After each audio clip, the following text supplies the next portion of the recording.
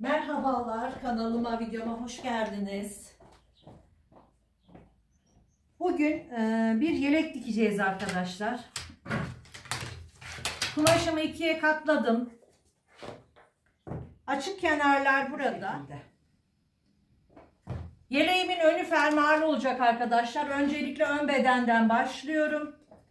Şimdi hemen önümüz için şöyle kenarını atarak 1 santim fermuar için pay vererek çiziyorum. Arkadaşlar şuradan hemen 100 santimi işaretliyorum. 2 santimde kıvırma payı işaretliyorum.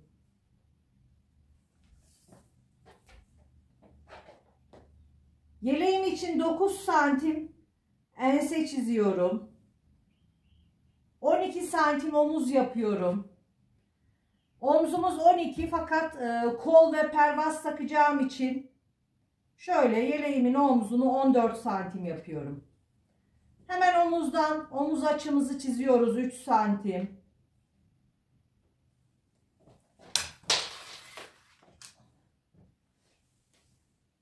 Bakın. Şimdi hemen omzumu çiziyorum.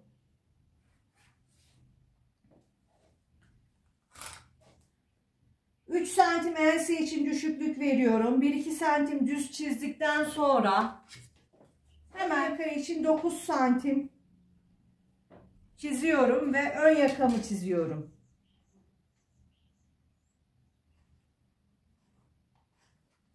Evet.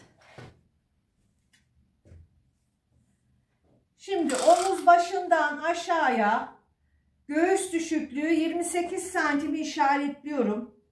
Bu bedende göğüs düşüklüğümüz 28 santim arkadaşlar. 46-48 beden uyumlu yeleğimiz. Şöyle 48 santimden de bel hattımızı, mezromu hiç oynatmadan 68 santim kalça hattını işaretliyorum. Ve buraları cetvelimle dik açısına dikkat ederek uzatıyorum. Göğüs hattı, bel hattı, kalça hattı,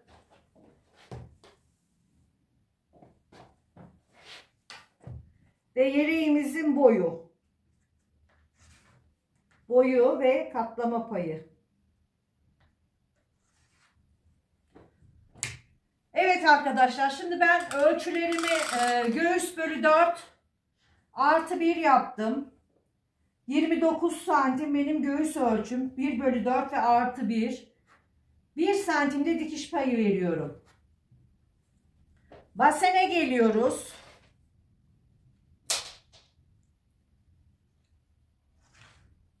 Basen hattına geliyorum. Basen bölü 4 30 santim. 1 santim bolluk payı veriyorum.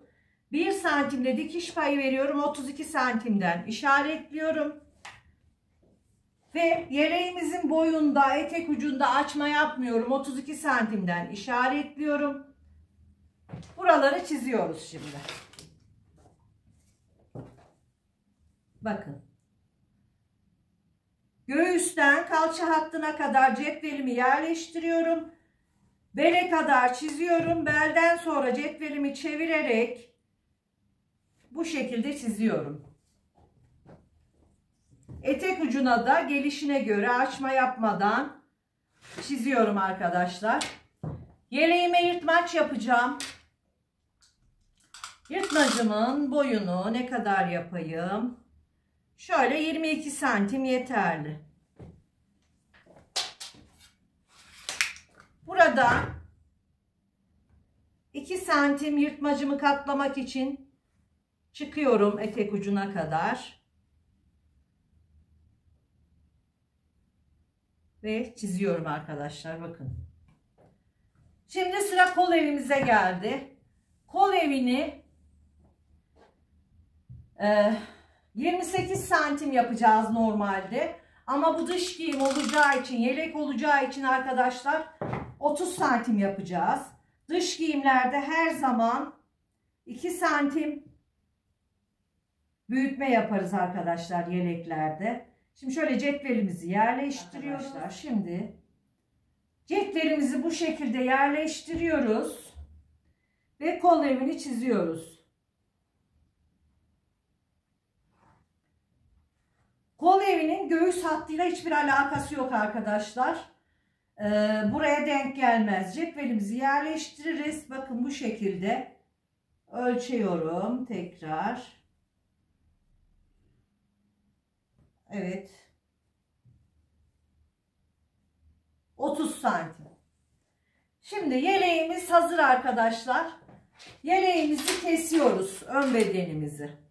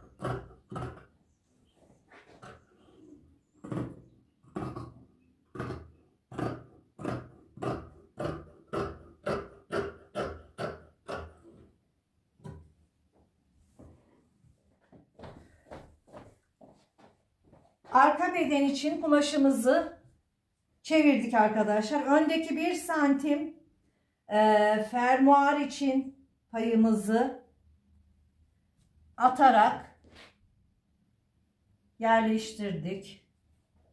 Şu şekilde.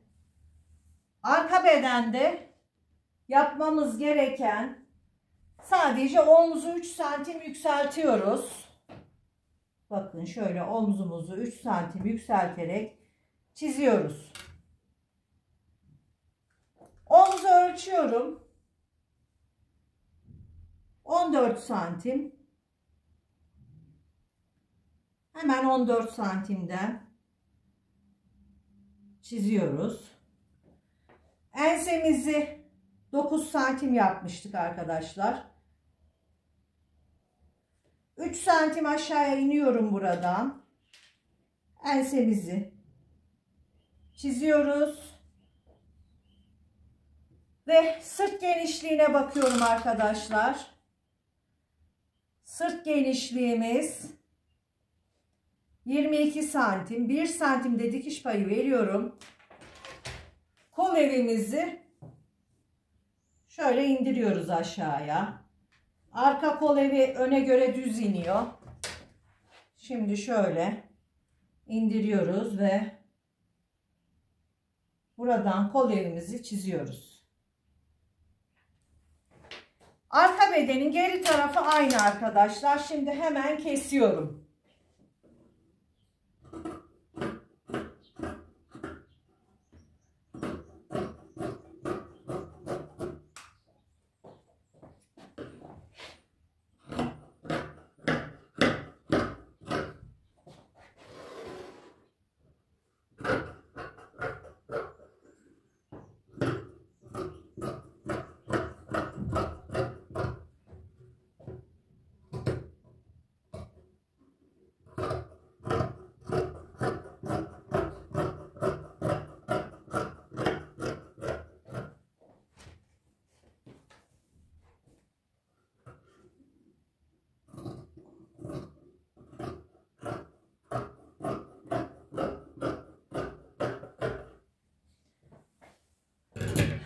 Evet arkadaşlar, gördüğünüz gibi ön ve arka yeleklerimiz hazır.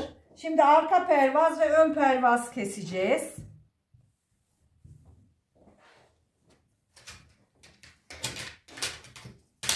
Hemen kumaşımızı ayarlayalım. Şöyle. Arka bedenimi yerleştiriyorum. Omuz hattını ve enseyi çiziyorum. Arka pervaz için 8 santimden işaretliyorum.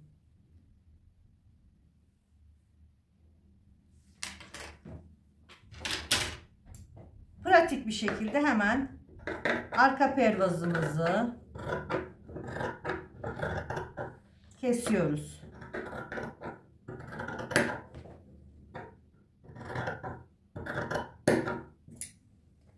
Şimdi sıra ön pervazında.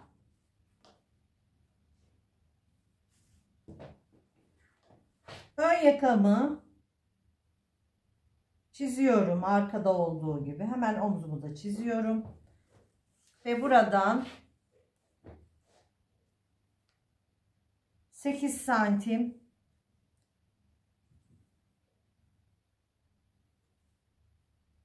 çiziyorum.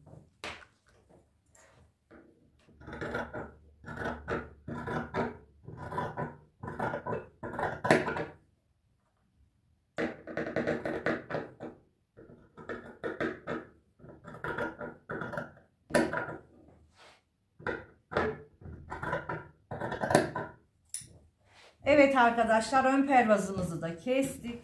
Ön bedenimizin önüne ovarlığımızı çektik arkadaşlar. Fermuarımızı aldık. Fermuarımı açıyorum. Ve fermuarımı şu şekilde ön bedenime dikiyorum. Fermuar ayağını taktım makinama.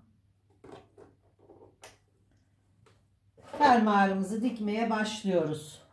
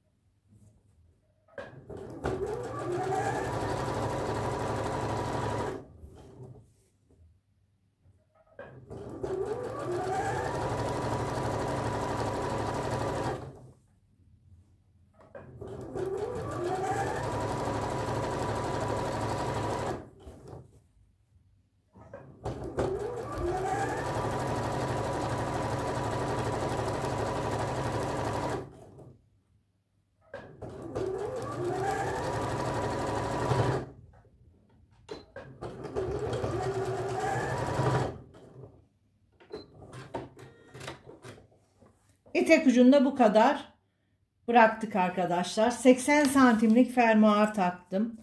Şimdi fermuarımı kapatıyorum. Şöyle bakıyoruz. Herhangi bir sıkıntı var mı diye. Hiçbir sıkıntımız yok arkadaşlar. Gördüğünüz gibi fermuarımız bu şekilde dikildi. Şimdi diğer tarafını alıyorum.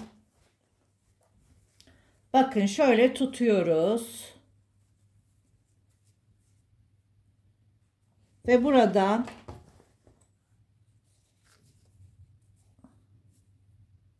tutup fermuarımı buraya dikmeye başlıyorum arkadaşlar. Bakın. Şu şekilde tuttuk fermuarımızı.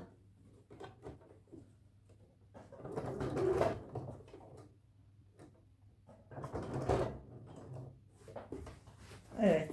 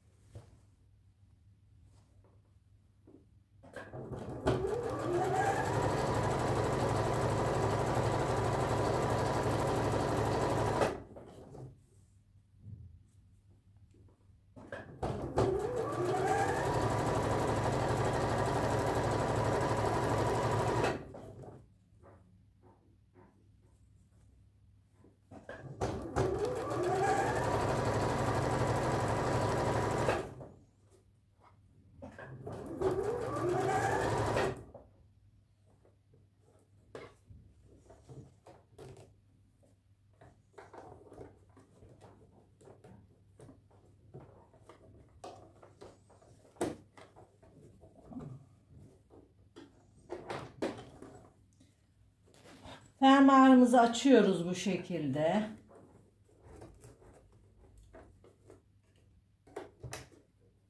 Ve dikmeye devam ediyoruz.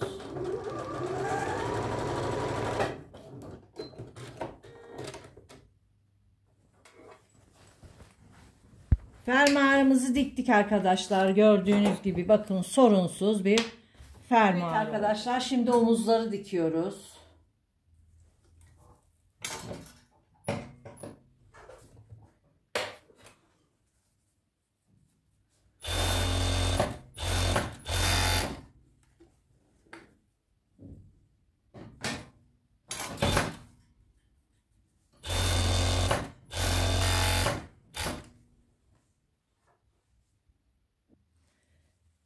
Pervazlarımıza da overlocklarını çektik arkadaşlar. Şöyle pervazlarımı birleştiriyorum hemen. Pervazlarımın omuzlarını birleştiriyorum.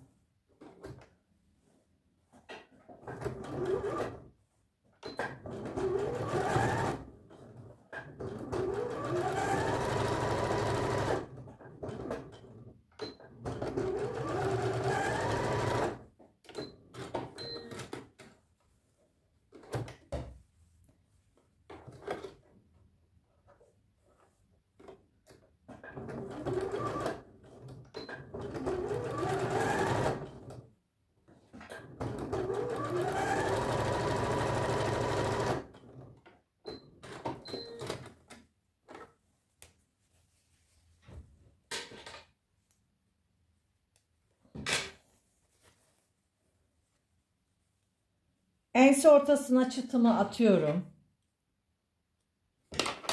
Bedenimin de ense ortasına çıtını atıyoruz.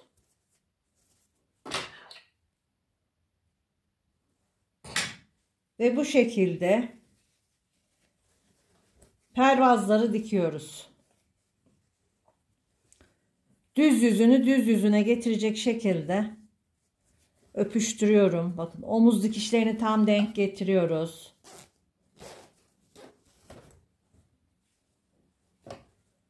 Şöyle tutuyorum. Şuradan dikmeye başlıyoruz.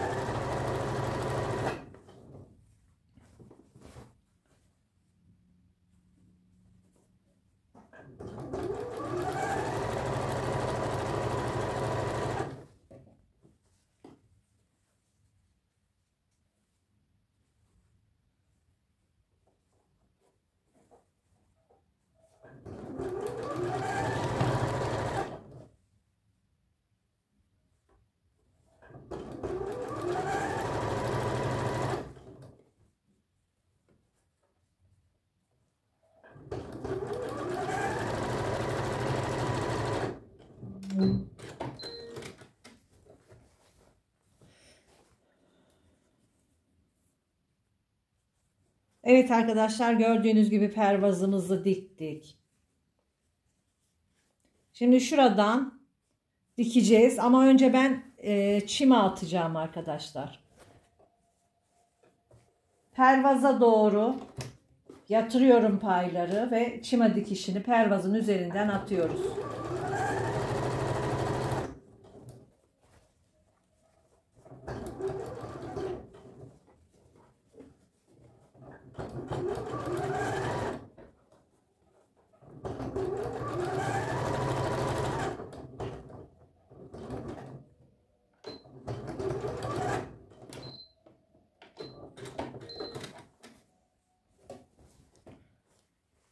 Şimdi fermuarın buradan dikişimizi atıyoruz arkadaşlar.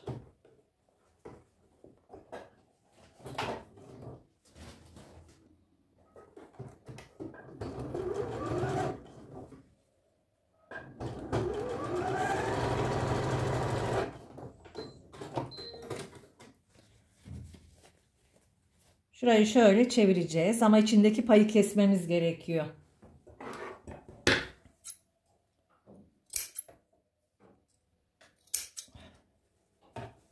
Evet, burada rahat dönsün diye arkadaşlar ara ara çıt atıyoruz.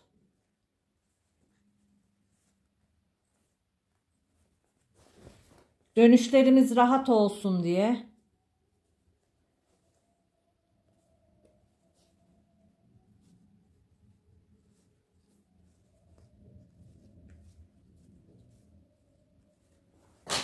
Şimdi bu tarafı da dikiyoruz fermuarımızı.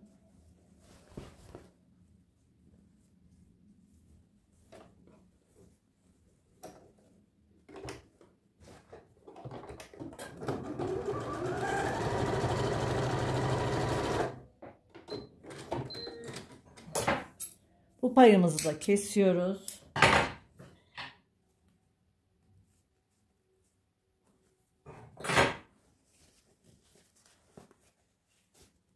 Şimdi burayı da çeviriyoruz arkadaşlar. Bakın. Gördüğünüz gibi pervazımız dikildi.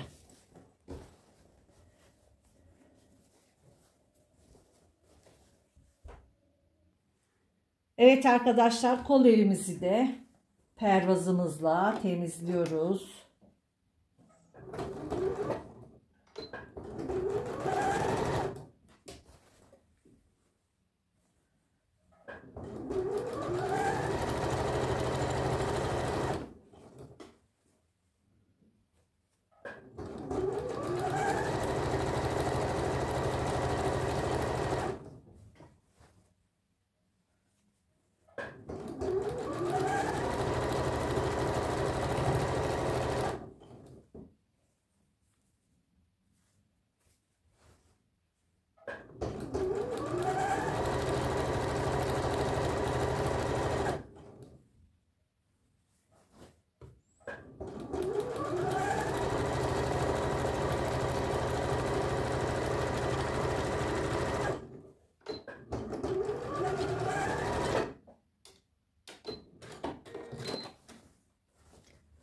Evet, pervazımızla kol evimizi de temizledik. Şimdi pervaza çime atıyoruz arkadaşlar.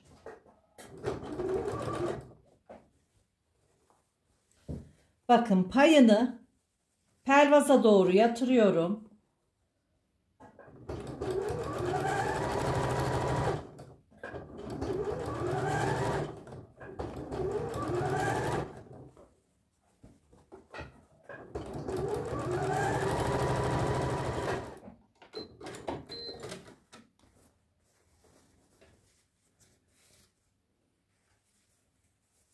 Evet arkadaşlar, bu şekilde pervazımızı diktik. Pervazımı overlock'ta temizliyorum ve yeleğimin yanını kapatıp bitiriyorum arkadaşlar. Evet arkadaşlar, bu da yeleğimizin bitmiş hali. Gördüğünüz gibi çok güzel ve şık bir yelek oldu.